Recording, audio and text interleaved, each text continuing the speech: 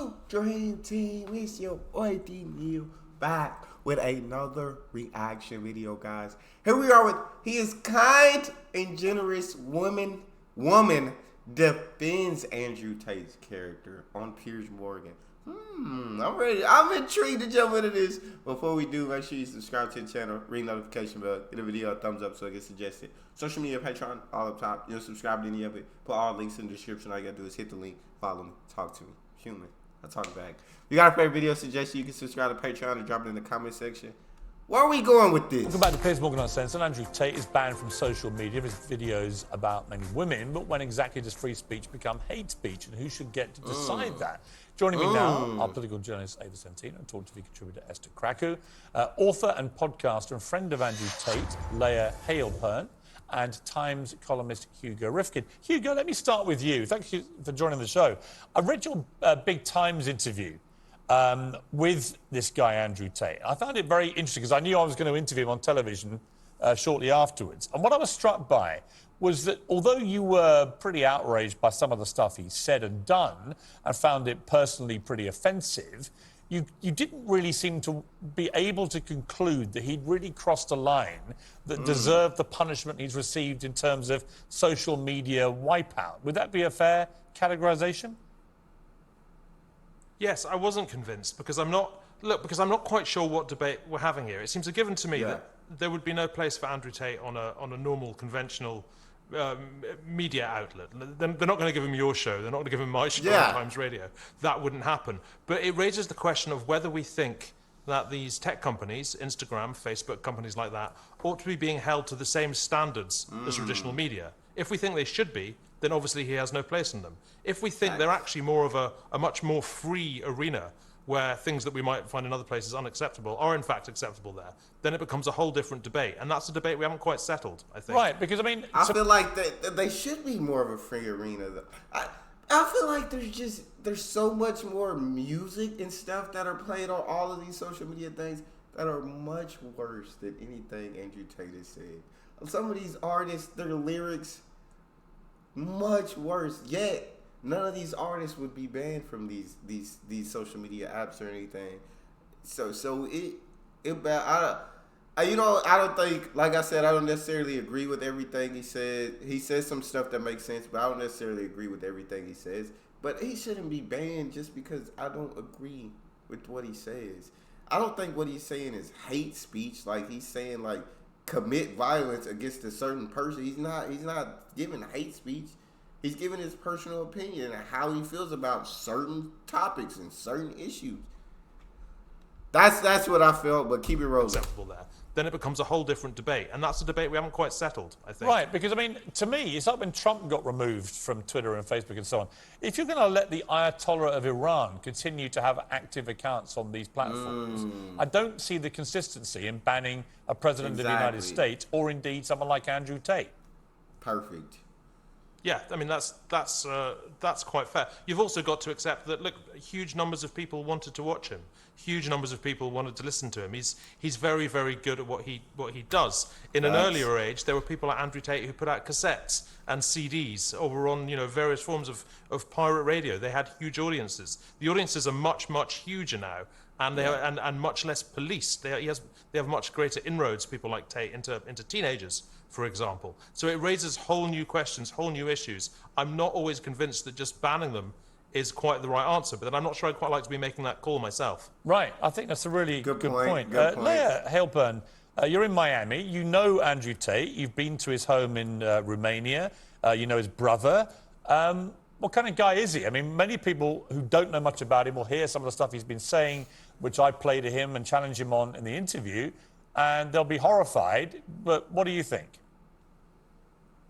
He's an incredibly intelligent man. I think what he's doing is very important. Right now, there's a huge war on masculinity. Men don't really have any kind of role model that they can look up to. Andrew has been very kind and very generous with me. Like I said, I know him personally. I also know him from a business standpoint.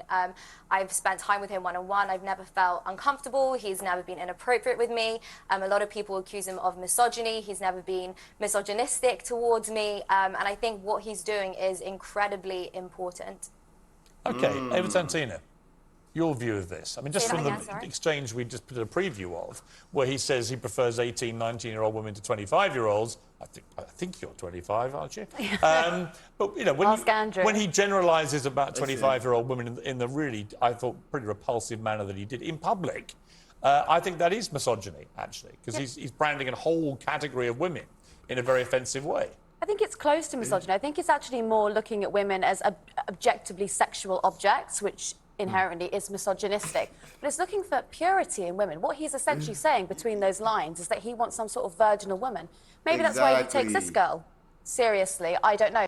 That is what you got it. He's looking for more. That's his preference. That's his desire. That's what he wants. You know, you shouldn't take offense to that, because that's him saying what he wants. And it's like, cool. Different strokes for different folks. Everybody has what they want. That's what he wants. No problem with him saying that. All right, keep talking to me. It's that he wants some sort of virginal woman.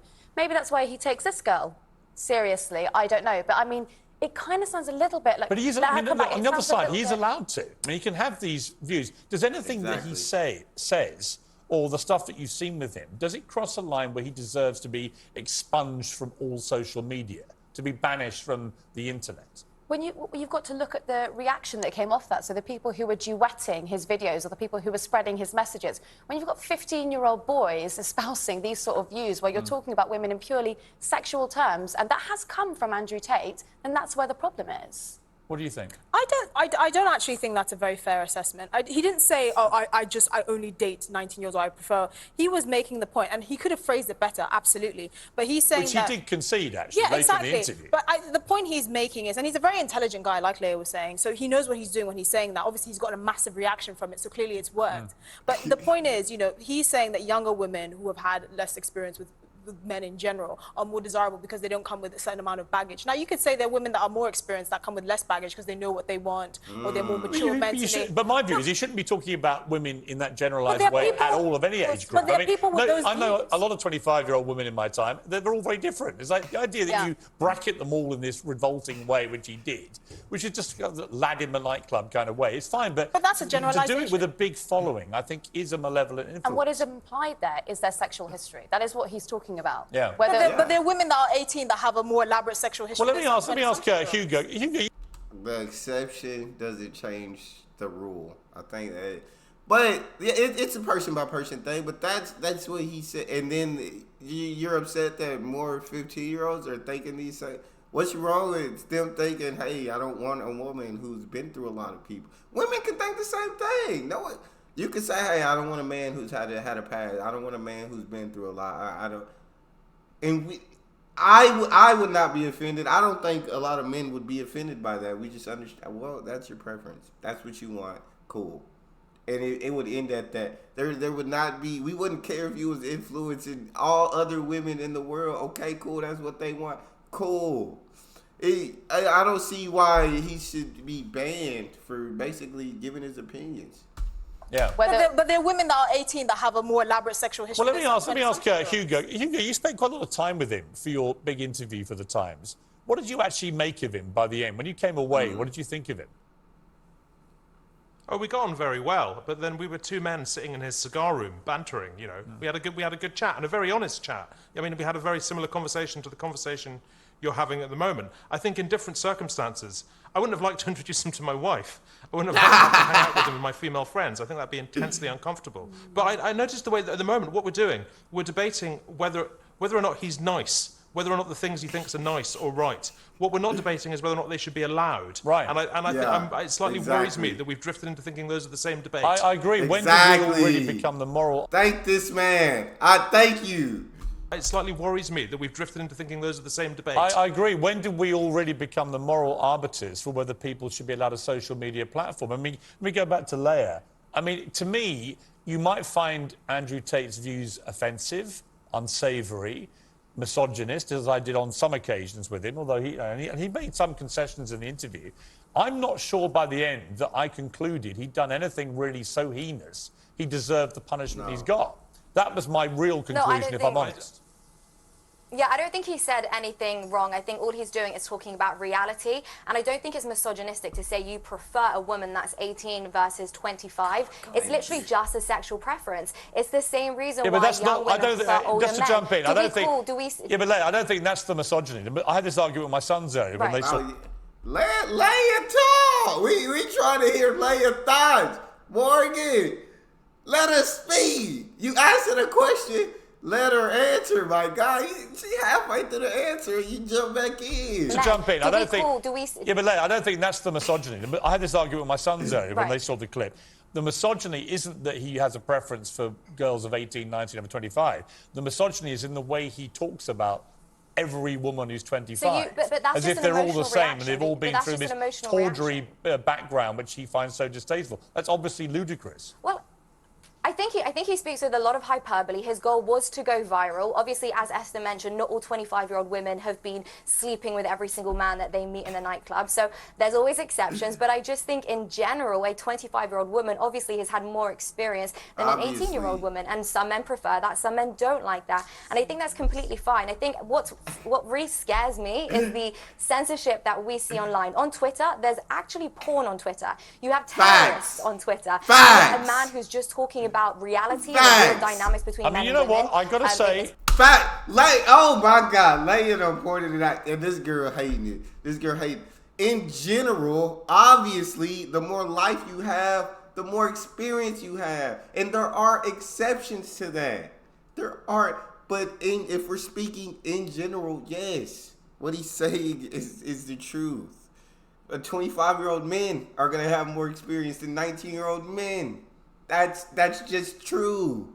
It's just I feel like you should only be offended and if you I guess people, what did they say? I watch the minorities a lot. Guy Zeb, he's like, people are only offended by what they feel might be true about themselves. Like, if somebody, he said an example, I love it. He said, if somebody tell you, dude, you have the ugliest elbow in the world, like, you're not going to be offended by that because, you know, like, there's an elbow. Like, you're not going to be.